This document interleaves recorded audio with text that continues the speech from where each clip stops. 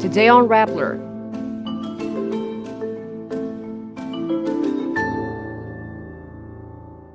A Court of Appeals division reverses a ruling that acquitted Leila de Lima in a drug case. Opposition's Leila de Lima and Chel Diokno will replace Vice President Sara Duterte's impeachment prosecutors who lost re-election. A court orders the arrest of Harry Roque and Cassandra Ong for qualified trafficking in persons. The voter turnout reaches 81.65%, the highest in the history of midterm elections. And Beanie is named in the Forbes 2025 30 Under 30 list.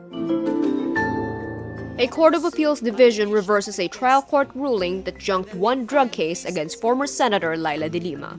The Court of Appeals 8th Division grants the Office of the Solicitor General's petition for certiorari, assailing de Lima's acquittal in the drug case linked to former Bureau of Corrections Chief Rafael Ragos. In his decision, the CA notes that Muntinlupa City Regional Trial Court presiding Judge Abraham Joseph Alcantara acquitted de Lima, quote, on the sole basis of Ragos's recantation. Ragos was the witness in the case.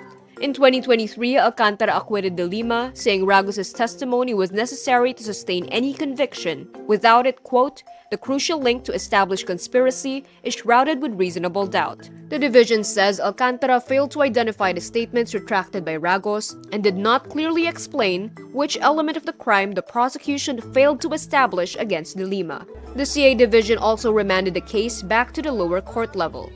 De Lima's legal defense team says her acquittal in the reversed case remains enforceable, which means she won't be detained for now. Opposition figures Leila de Lima and Chel Diokno will replace two lawmakers who were assigned to prosecute Vice President Sara Duterte in her impeachment trial but lost their re-election bids. The invitation came from House Speaker Martin Romualdez. Romualdez says, quote, their potential inclusion in the prosecution panel would add credibility, balance, and depth to this constitutionally mandated process. The camps of de Lima and Diokno also confirmed that they accepted the offer.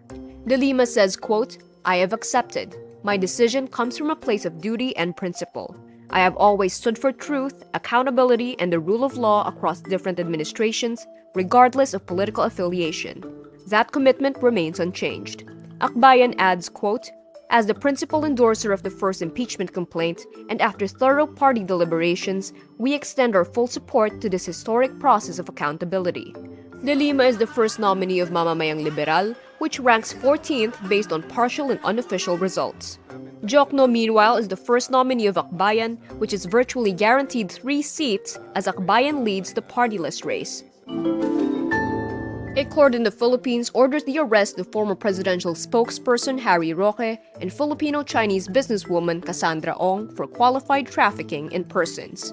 Justice Undersecretary Nicholas Felix T., head of the Interagency Task Force Against Trafficking, confirms this to Rappler on Thursday, May 15. The charges stemmed from the raided Lucky South 99 Pogo in Porac, Pampanga. Prosecutors alleged it operated a massive scam farm that trafficked workers. Roque earlier admitted to lawyering for the real estate firm Whirlwind in an ejectment case, which was a company that leased to Lucky South 99. Although Roque also admitted to helping Ong arrange meetings with PAGCOR to renew Lucky South's Pogo license, he maintained these acts did not amount to human trafficking. Roque is in The Hague applying for asylum. The Philippines and the Netherlands have no extradition treaty.